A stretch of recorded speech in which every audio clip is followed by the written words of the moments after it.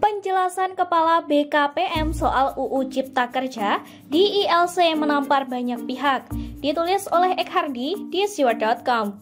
UU Cipta Kerja menjadi perbincangan banyak pihak. Ada yang setuju, ada yang protes, ada yang ngamuk dengan alasan yang konyol dan tidak logis. Ada yang cari panggung politik dengan menunggangi isu ini. Banyaklah pokoknya. Bahkan teman saya yang suka lihat video TikTok pun mengeluh kenapa belakangan ini selalu menayangkan bahas UU Cipta Kerja dan demo-demonya. Dan seolah tidak mau ketinggalan, ILC pun mengadakan acara talkshow yang membahas mengenai 1 tahun kepemimpinan Jokowi Ma'ruf. Kebetulan, salah satu narasumber yang juga hadir adalah Kepala Badan Koordinasi Penanaman Modal atau BKPM, Bahlil Lahadalia, yang juga mantan Ketua Himpunan Pengusaha Muda Indonesia.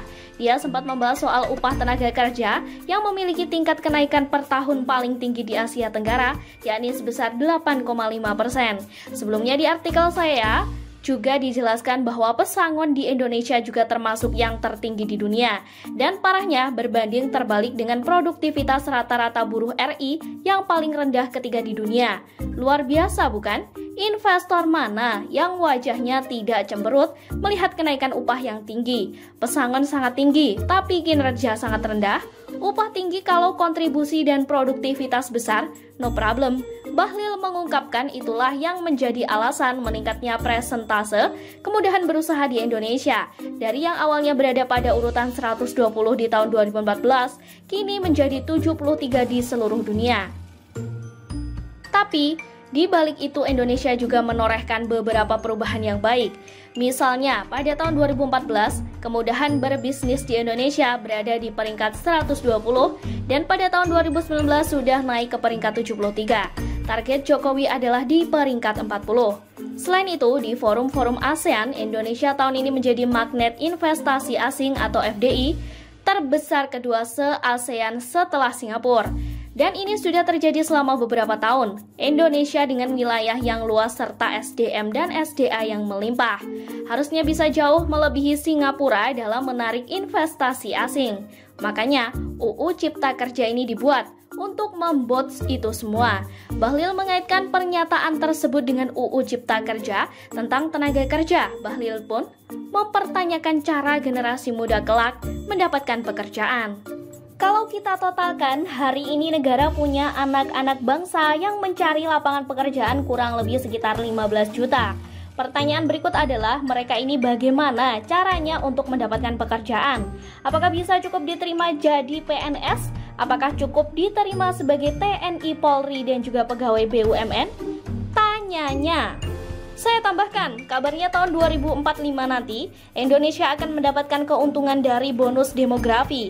Dengan satu catatan, tersedianya lapangan kerja yang cukup. Kalau tidak, bakal banyak pengangguran masif yang membuat ekonomi terganggu. Paham kan? Kekhawatiran tersebut menjadi alasan diadakannya pasal 27 UUD 1945 tentang lapangan pekerjaan. Sehingga sektor pekerjaan tidak hanya berfokus pada 3 instansi yang dimaksud. Menurut Bahlil, adanya investasi menjadi pintu masuk dan solusi bagi kesenjangan tersebut. Dan UU Ciptaker menjadi jalan untuk mempermudah perizinan terkait investasi. UU Cipta Kerja tidak hanya mempermudah investor asing, melainkan juga investor dalam negeri. Jadi, kalau ada yang mengatakan investasi ini hanya pro kepada pengusaha-pengusaha besar, mohon maaf, boleh kita bikin ruang khusus debat kita dalam konteks yang konstruktif, tegas Bahlil. Undang-undang ini undang-undang masa depan, undang-undang ini bukan undang-undang masa lalu, katanya. Sudah paham kan? Mana yang selama ini teriak anti investasi asing? Kalau tidak ada investasi, siapa yang mau sediakan lapangan pekerjaan? Mengharapkan investor lokal saja tidak akan cukup. Memang serikat pekerja atau sedia, atau kelompok gerakan moral, atau mereka yang menunggangi isu ini? Mereka cuma teriak tapi tak berbuat apa-apa. Ini pelajaran untuk mereka yang sok pintar tapi bodoh. Orang pintar itu ngomongnya jelas dan menyederhanakan penjelasannya sehingga semua orang mudah paham. Bukan berlagak pakai kata-kata rumit sehingga terlihat pintar untuk menyembunyikan bodohnya sekaligus membodohi masyarakat. Penjelasan Kepala BKPM ini sudah sangat jelas.